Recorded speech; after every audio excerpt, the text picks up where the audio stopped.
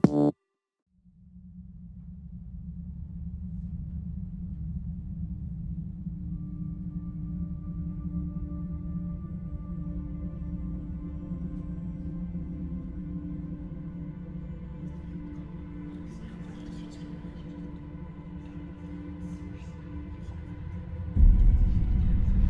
man who passes the sentence should swing the sword.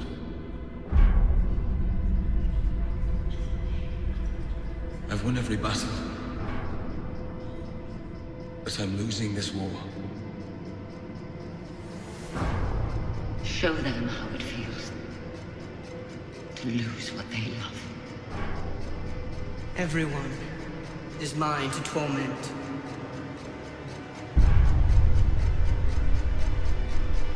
The long night is coming.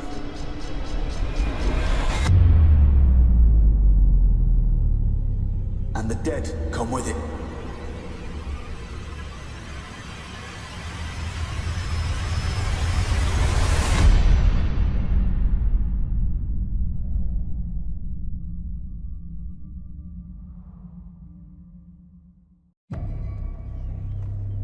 Every one of us is poor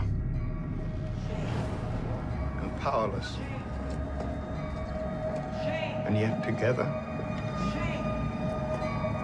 we can overthrow an empire.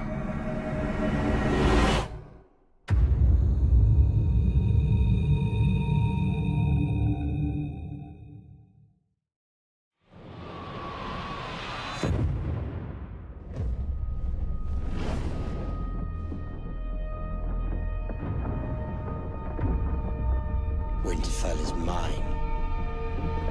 Come and see.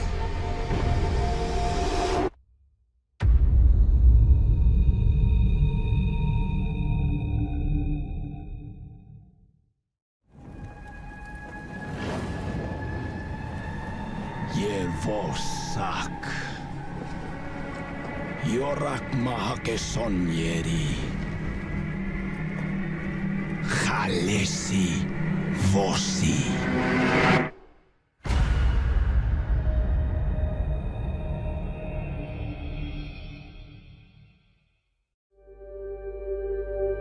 We watch, we listen, and we remember.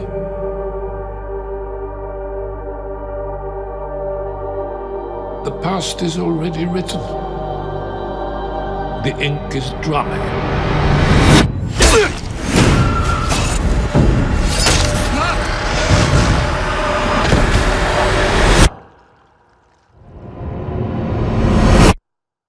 They have no idea what's going to happen.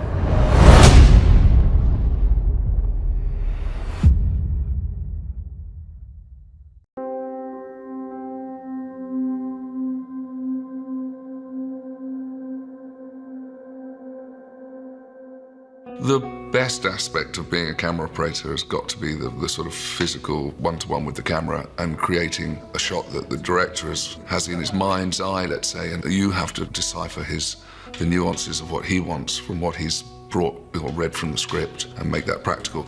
Well, you're always helping the director achieve their vision. A lot of it is just listening to your directors, watching your actors. You're often given a task, so you've set your camera, whether it be a track, and you know you've got various actors coming at various times. Largely it is just letting it all play out, so when something's rehearsed, you get to sort of get a feel for how it's all going and which is the best place to put yourself in order to tell that story.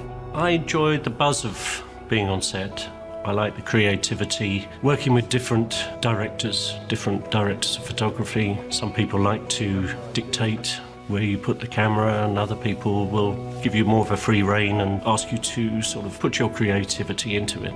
It is completely different from working on a single drama where you're working with the same DOP and director for maybe 3 or 4 months. It makes it certainly more interesting in a way because everybody's got a different approach to how they work and you just adapt to that, really. The creativity is always there, but often you do work to instruction and then try and build on that idea. So even though the idea might be given to you, your duty is still to keep improving on that idea and keep it going. When I frame a shot, you watch the scene, you read the words, you try and appreciate the location you're in, which can be often either geographical or light-driven. And then you start from the beginning. You start usually from a shot that encompasses the whole scene, and then you break it down into sections that will cover the people involved or the story involved in that scene. I look for strong shots, good, nice compositions, but it's no good having a nice composition if you're not telling the story. The story is the key thing, isn't it?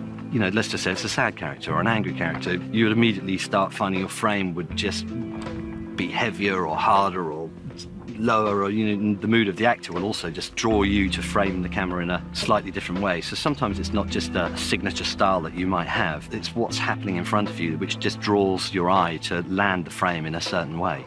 I think it's very much an instinct thing, be it a long shot or a mid shot or a close-up. It's just a question of getting the right balance. There's no hard and fast rules to it, really. If a shot is wrong, it's more obvious than if a shot is right. It just doesn't sit. However, there are no rules, and sometimes if you search around, it becomes very interesting.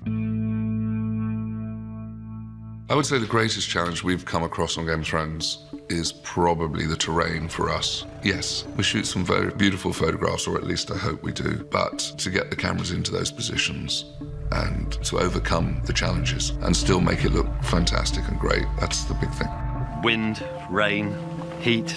Often these locations are dusty and gritty, so the gear's always having to be sort of carefully looked after. The chances are we'll have a lot of horses or a fight sequence, so we're going to generate more dust. As well as that, we'll probably put lots of fire aspects in. There'll probably be lots of special effects guys with big fans throwing grit through them to even make it even worse. So whatever the environment is, we tend to sort of enhance it to make it more exciting visually. But as a result, yeah, it's quite punishing on the crews. It's tough. It's working a lot of the time in rain and mud with the camera covered up in plastic, and us on Gore-Tex out in all weathers. And little things like changing a filter becomes a major deal. I have to say that all the camera assistants and the grips do a fantastic job, and they make my job much easier. It's really that understanding that what you see on the monitors or what you see through the eyepiece of the cameras, that really is the work of absolutely everyone on the crew. For me, it's the most important thing that that's recognised and that people really sort of appreciate that it takes absolutely every member of this crew for that to happen and it be as good as it is. Over the 6 seasons, my experience on Game of Thrones has been quite extraordinary. It's given me such an exciting amount of challenges. Crane work, Steadicam, handheld. It's just been extraordinary. I've been so very, very lucky, and I will look back on it in the years to come with, great pride. The camera operator is almost the best seat in the house. You are right at the front. Anything that happens, that camera's moved by you, and you're then with your actors. And often, if their performance is extraordinary, which is quite regular on this show, then you really are drawn in and really in a fantastic place to be part of that. Best seat in the house, it really is. Hang on, Nathan!